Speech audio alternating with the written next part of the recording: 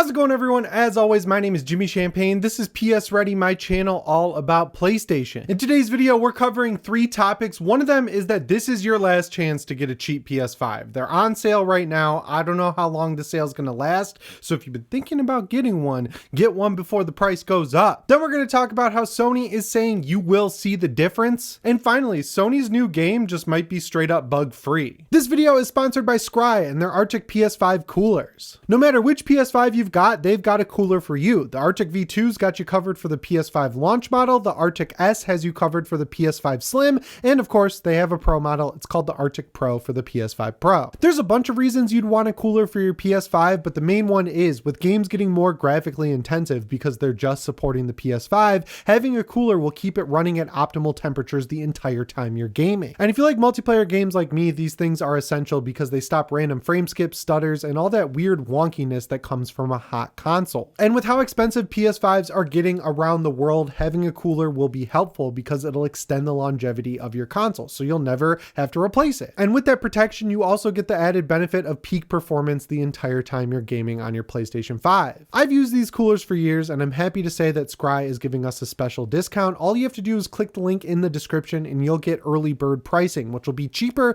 than what it'll cost on their website. Once again, huge shout out to Scry for sponsoring this video. I hope you're having a great weekend playing a ton of video games. I am at the end of Adamfall finally. Then I think I'm going to go back and play some Lies of P, and my favorite game of last year on my Steam Deck, V Rising, is getting a huge patch. So I've got a lot on my plate, but let's get into this first news story here. So the tariff situation, it's going up, it's going down, it's happening, it's not happening. So if you're one of the 50% of people who hasn't upgraded from the PlayStation 4, if you want to save money on a PlayStation 5, not only can you get it for the actual regular retail price that's definitely going to go up because prices are going up around the world, and then they'll go up here after that. You can get one at a pretty steep discount with last year's game of the year. So earlier this year, I'm pretty sure it was in March, Sony released an Astro Bot bundle. You could buy it with the disc drive, you could buy it without the disc drive. Regardless, it comes with a PS5, a controller, an HDMI cord, a power cord, and a digital copy of Astro Bot. It's a great game. I think it lives up to some of the best platformers I've ever played, and after I was kind of let down by Mario Wonder, it was like, oh, this is a really good 3D platformer. I don't know where Nintendo is because they don't have a 3D Mario ready to go for Switch 2 launch,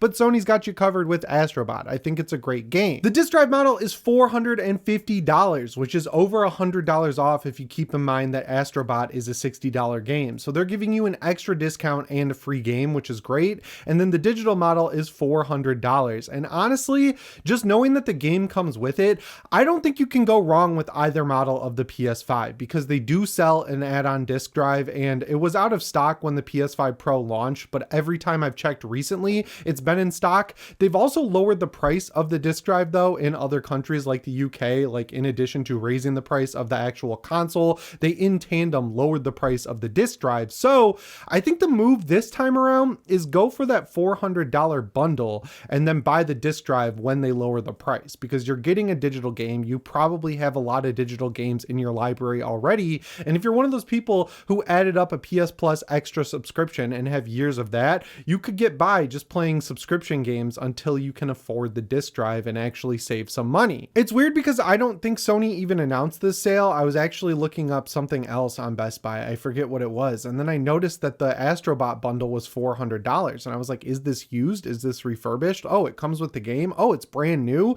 Like, it's honestly kind of crazy considering they're raising the price everywhere else, but they're discounting it here.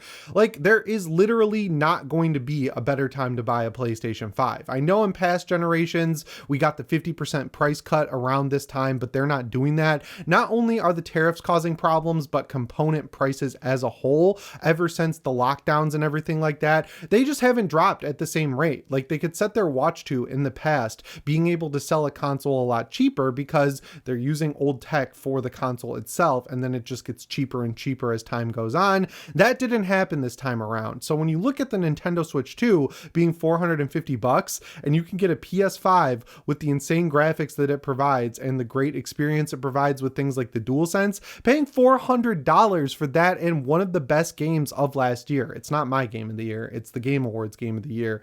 I mean, it's really no-brainer territory. And then because you're one of those people who haven't upgraded just yet, I mean, they're going to do the same thing next generation. They're going to keep the PS5 around a lot longer longer than they probably should. So it's not like you're going to buy the PS5 now and then in 2027 you're going to be like, damn, if I just held out 2 more years I could have got the PlayStation 6. If they release it around then, you can do the same thing, and hopefully the tariff and component price problem, that was really hard to say for some reason, will be resolved, and then you'll actually be able to get a discount on a bundle instead of getting like a $50 off type deal like we're getting now. There are other options to get a cheap PS5. You can go on eBay and buy a used one. You can go on Facebook Marketplace and buy a used one, but like, you want new tech, honestly, and just knowing how good the PlayStation 5's quality is overall, just get a new one. It'll last you a very long time, and you'll have that peace of mind knowing that you got a free game and a little bit of an extra discount on top. I couldn't figure out how long this sale is lasting. It's honestly not even being listed as a sale like on Best Buy and PlayStation Direct. It's just shown as $399 and $450 for the different models. So take advantage of it while you can. If you've been holding out, now is the time to buy. But that brings me to the second news story here. If I see anything related to Days Gone, I've got to talk about it because I've got to build awareness of this game. It is so good. I know a lot of people have already played Days Gone, but I know also a lot of people haven't. It's one of the best open world games I've ever played. It's one of the best zombie games I've ever played, and the improvements they're making to the remastered edition are incredible. Like a new arcade style horde mode, bigger hordes, better graphics across the board. But like, one of the biggest problems with Sony's remasters is their games already look so good, and especially if they already received a PS5 patch like Horizon Forbidden West or Zero Dawn did to run at 60 FPS, or, you know, The Last of Us Part 2, that didn't really look any different when they released it natively for the PlayStation 5. It is incredibly hard to tell the difference between the remaster and the original version of the game. And honestly, I think that's warranted just because they're not charging a lot for most of these. Like the max I think you pay is $10 for the upgrade. So if you already own it digitally, it really doesn't serve you anything to not upgrade. But still, I was kind of worried about Days Gone because it kind of bucked the trend of Sony games in the sense that a lot of Sony's games are built in their own custom proprietary engines, except for Days Gone. It was built in Unreal Engine 4, which probably led to a lot of the performance problems it had at launch. Thankfully, a lot of those were resolved with the PS5 patch, but Ben Studio is promising on the PlayStation blog that you will immediately see the difference between these two games. And honestly, if you haven't looked at footage of the original version of Days Gone running on either a PS4 or a PS5, it probably looks a lot better in your memory than it actually does. Like, it's a really good looking game, but it's not an incredible looking game. And when I look at the trailer they've released for the remaster, it really does look like an incredible looking game. Like, honestly, I'm prepared to call it ahead of its time in terms of its look, feel, and everything else. I think a big reason this game was kind of underserved, outside of the fact that Sony sent it out too early, so it was really buggy when people were reviewing it, is that structurally it's very similar to Red Dead Redemption 2 and came out very close to Red Dead Redemption 2.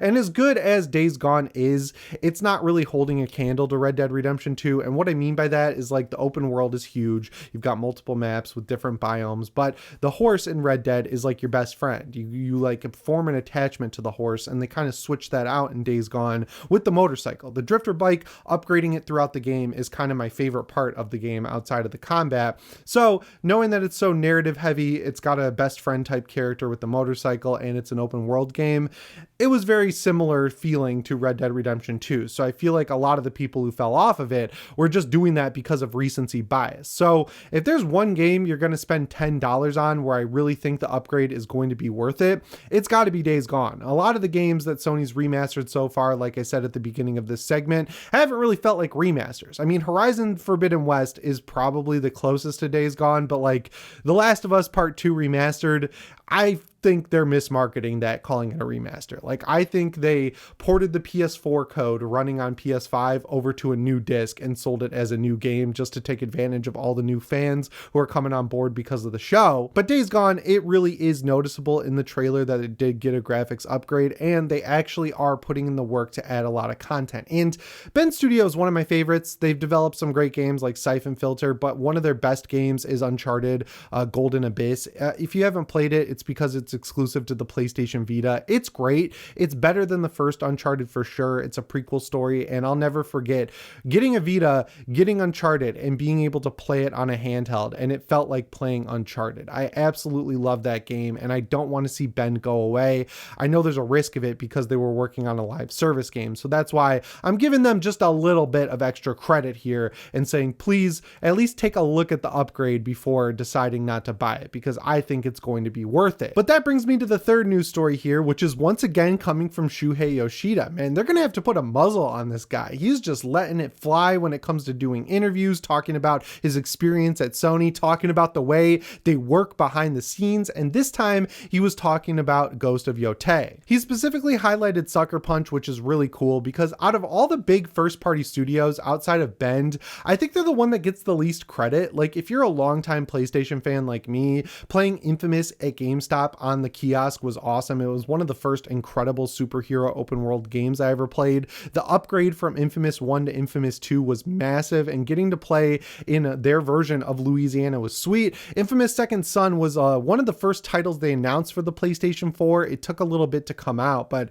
I love that game. The story really did make me tear up towards the end. There's a good brother story in there. And then Infamous First Light being one of the first expansion DLCs that they sold as a standalone game kind of set the tone for how they were going to do things going forward. It has an incredible map. And then everyone was kind of down on Ghost of Tsushima when it was coming out, mainly because it was coming out so soon after The Last of Us Part 2. It felt like something Sony was just throwing out at the end of the PS4 generation, and it absolutely blew everyone away. So to see Shuhei Yoshida give them some love was awesome. Basically what he was talking about is how they just make a high quality product from the very beginning. He said he played an early development build, like a super early version of Ghost of Yotei, and he was blown away by the fact that there were just absolutely no bugs. Like, they could have released it probably at the point that he played it in, which was shocking because it was so early in development. And even though 5 years is a long time for a game development cycle, it's getting to the point where that is basically short for a AAA open world action game. So to see it come out faster than all the other first party studios are pumping out games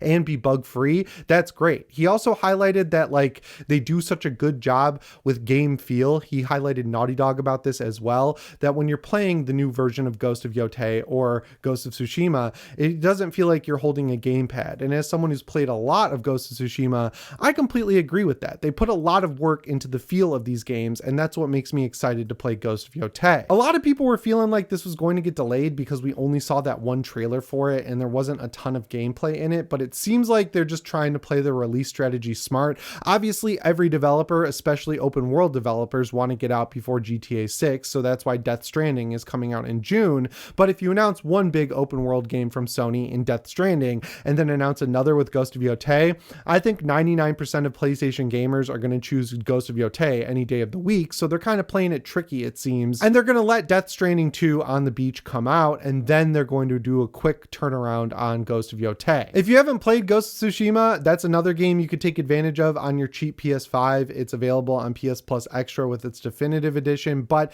you could get that game incredibly cheap. I know used copies are like 20 or 30 bucks at GameStop. You could also probably just get the PS4 version even cheaper and pay for the upgrade, which I think is only $10. I honestly haven't played the Iki Island expansion. It slots right into the middle of the game, so it does, from what I've heard, kind of break up the flow, but it's very combat oriented and adds a new island to explore. So yeah, if you haven't played Ghost of Tsushima, you should definitely play it before this game comes out. Not so much because the stories connect. I think this one takes place like 300 years after Ghost of Tsushima, but if you want to familiarize yourself with how great Sucker Punch is, I can't think of a better game to do it. Talking about all these games like Infamous and Uncharted Golden Abyss just really makes me want Sony to do some work to get these games back on the PlayStation ecosystem. I know you can stream them through PS Plus Premium's cloud streaming. It's not the same. I think Infamous is a great franchise under Sony's umbrella. Knowing how big superhero games are right now, it feels like a good time to get another developer on it. But in the meantime,